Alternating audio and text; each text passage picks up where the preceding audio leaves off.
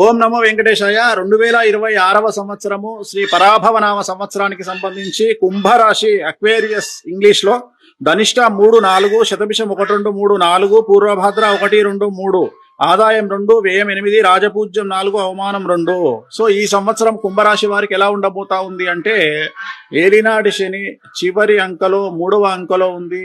So శని, రాహువు, కేతువు, గురువు నలుగురు కూడా చెడు ఫలితాలను ఇస్తా ఉన్నారు. జాగ్రత్తగా ఉండండి. 100కి 95% నెగిటివ్ ఫలితాలు మీకు ఉండబోతా ఉన్నాయి. స్త్రీలకు మరీ ముఖ్యంగా మానసికమైన ఇబ్బందులు, గర్భసంచికి సంబంధించిన సమస్యలు, థైరాయిడ్ సమస్యలు చాలా ఎక్కువగా ఉంటాయి.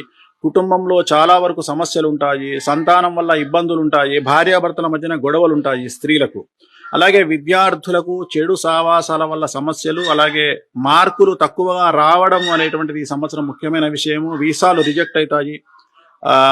సో జనవరి 1 నుండి జాగ్రత్తగా ఉండండి. వాహన ప్రమాదాలు గోచరిస్తా ఉన్నాయి. నలుపు రంగు వాహనాలకు దూరంగా ఉండండి.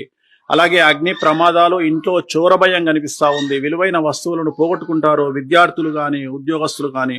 ఉద్యోగస్తులకు, వ్యాపారస్తులకు, కాంట్రాక్టర్లకు ట్యాక్స్ పరమైన ఇబ్బందులు, ఈడీ వల్ల సమస్యలు, ఇన్కమ్ ట్యాక్స్ సమస్యలు, సేల్స్ ట్యాక్స్, కమర్షియల్ ట్యాక్స్ సమస్యలు ఈ సంవత్సరం కనిపిస్తా ఉన్నాయి.